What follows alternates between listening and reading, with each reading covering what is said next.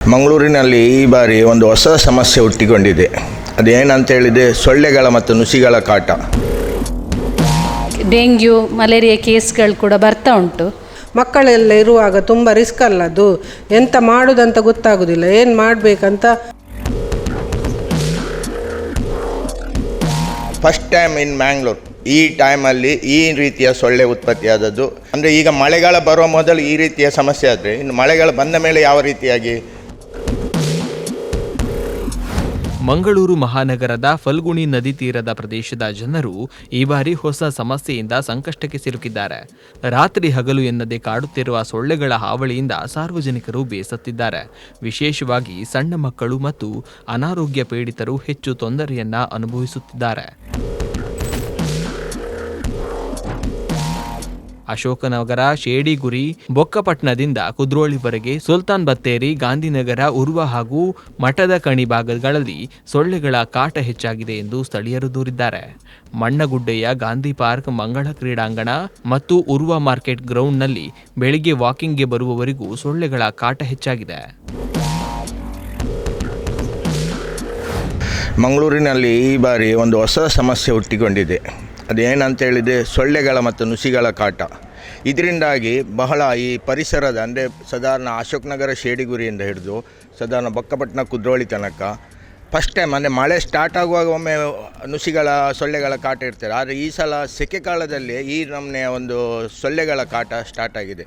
ಎಲ್ಲಿ ಗಾಂಧಿನಗರ ಆಗಲಿ ಅಥವಾ ಉರ್ವ ಅಥವಾ ಮಠದ ಕಣ್ಣಿ ಎಲ್ಲ ಕಡೆ ಈ ರೀತಿಯ ಒಂದು ಪರಿಸ್ಥಿತಿ ನಿರ್ಮಾಣ ಆಗಿದೆ. ಇದಕ್ಕೆ ಕಾರಣ ಎಂತ ಅಂತ ಹೇಳಿದರೆ ಎಕ್ಸ್ಪರ್ಟ್ ಕಮಿಟಿಯವರ ಪ್ರಕಾರ ಅಲ್ಲಿ ಬೋಳೂರಿನಲ್ಲಿ ಒಂದು ಬ್ರಿಡ್ಜ್ ಆಗ್ತಾಯಿದೆ, ಅಲ್ಲಿ ನೀರನ್ನು ಬ್ಲಾಕ್ ಮಾಡಿ ಆ ನೀರಿನಲ್ಲಿ ಈ ಸೊಳ್ಳೆಗಳ ಉತ್ಪತ್ತಿ ಆಗ್ತದೆ ಅಂತ ಹೇಳಿದೆ. ಆದರೆ ಜಿಲ್ಲಾಡಳಿತಕ್ಕೆ ನಾನು ವಿನಂತಿ ಮಾಡೋದು ಅಂತ ಹೇಳಿದರೆ ಸ್ಥಳೀಯನಾಗಿ ಈ ಬಗ್ಗೆ ಜನರ ಆರೋಗ್ಯದ ಸಮಸ್ಯೆ ಬಗ್ಗೆ ತಾವೆಲ್ಲರೂ ಇದರ ಬಗ್ಗೆ ಗಮನ ಹರಿಸಬೇಕು. ಆ ಸೊಳ್ಳೆ ಯಾವುದರಿಂದ ಹುಟ್ಟಿದೆ ಮತ್ತು ಆ ಸೊಳ್ಳೆಯಿಂದ ಯಾವ ರೀತಿಯ ಅನಾರೋಗ್ಯ ಬರುವುದಕ್ಕೆ ಸಾಧ್ಯ ಇದೆ. ಈಗಾಗಲೇ ಮಂಗಳೂರಲ್ಲಿ ಮಲೇರಿಯಾ ಮತ್ತು ಡೆಂಗು ಮುಂತಾದ ಅನಾರೋಗ್ಯಗಳು ಕಾಡ್ತಾ ಇದೆ ಜನಗಳಿಗೆ. ಈ ಸಲ ಹೊಸ ಒಂದು ಯಾವುದಾದ್ರೂ ರೋಗ ಬಂದರೆ ಜಿಲ್ಲಾಡಳಿತವೇ ಅದಕ್ಕೆ ಕ್ರಮ ಕೈಗೊಳ್ಳಬೇಕು ಅಂತೇಳಿ ನನ್ನ ವಿನಂತಿ.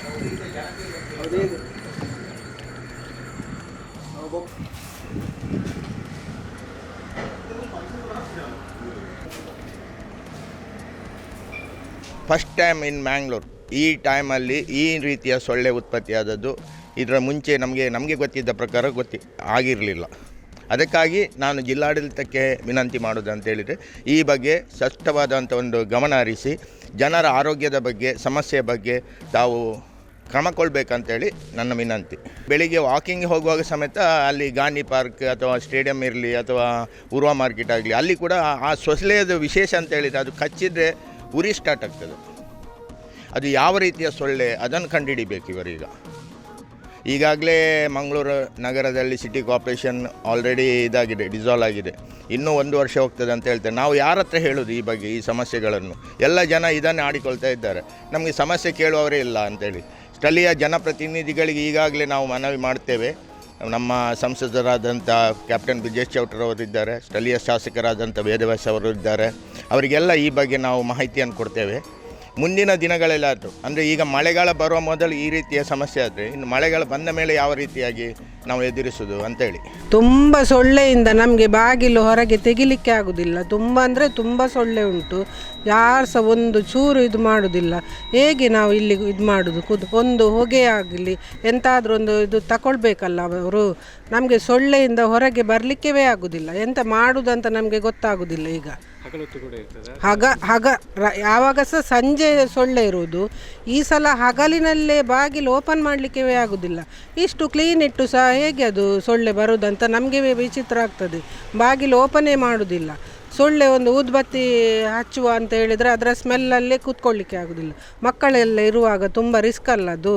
ಎಂತ ಮಾಡೋದಂತ ಗೊತ್ತಾಗೋದಿಲ್ಲ. ಈಗ ಸೆಕೆ ಜಾಸ್ತಿ ಆಗಿದೆ, ಬಿಸಿಲು ಜಾಸ್ತಿ ಆಗಿದೆ, ಮತ್ತು ಡ್ರೈನೇಜ್ ಸಮಸ್ಯೆ ಸ್ವಲ್ಪ ಉಂಟು. ಅದರಿಂದ ನೊಸಿ ಸೊಳ್ಳೆ ತುಂಬ ಜಾಸ್ತಿ ಆಗಿದೆ. ಬೆಳಿಗ್ಗೆ ಹೊತ್ತು ಸಹ ತುಂಬ ಸಮಸ್ಯೆ ಉಂಟು. ಶಾಲೆಯಲ್ಲಿ ಮಕ್ಕಳಿಗೆ ಎಲ್ಲ ಸ್ವಲ್ಪ ಸಮಸ್ಯೆ ಆಗ್ತದೆ. ಮತ್ತು ಡೆಂಗ್ಯೂ ಮಲೇರಿಯಾ ಕೇಸ್ಗಳು ಕೂಡ ಬರ್ತಾ ಉಂಟು. ಸೊ ಇದಕ್ಕೆ ಪೆಸ್ಟಿಸೈಡ್ಸ್ ಮತ್ತು ಅದನ್ನು ಸ್ಪ್ರೇಸ್ ಎಲ್ಲ ಮಾಡ್ತಿದ್ದಾರೆ. ಆದರೂ ಕೂಡ ಕಡಿಮೆ ಆಗ್ತಾಯಿಲ್ಲ. ಇದಕ್ಕೆ ಒಂದು ಪರಿಹಾರವನ್ನು ಒದಗಿಸಬೇಕು ಅಂತೇಳಿ ಹೇಳ್ತಿದ್ದೆ. ಜಿಲ್ಲಾಡಳಿತ, ಮಹಾನಗರ ಪಾಲಿಕೆ ಮತ್ತು ಜನಪ್ರತಿನಿಧಿಗಳು ತಕ್ಷಣ ಕ್ರಮ ಕೈಗೊಂಡು ಸೊಳ್ಳೆಗಳ ಉತ್ಪತ್ತಿ ತಾಣಗಳನ್ನು ಪತ್ತೆ ಹಚ್ಚಿ ಸಮಸ್ಯೆಗೆ ಶಾಶ್ವತ ಪರಿಹಾರವನ್ನು ಒದಗಿಸಬೇಕು ಎಂದು ಸ್ಥಳೀಯರು ಒತ್ತಾಯಿಸಿದ್ದಾರೆ.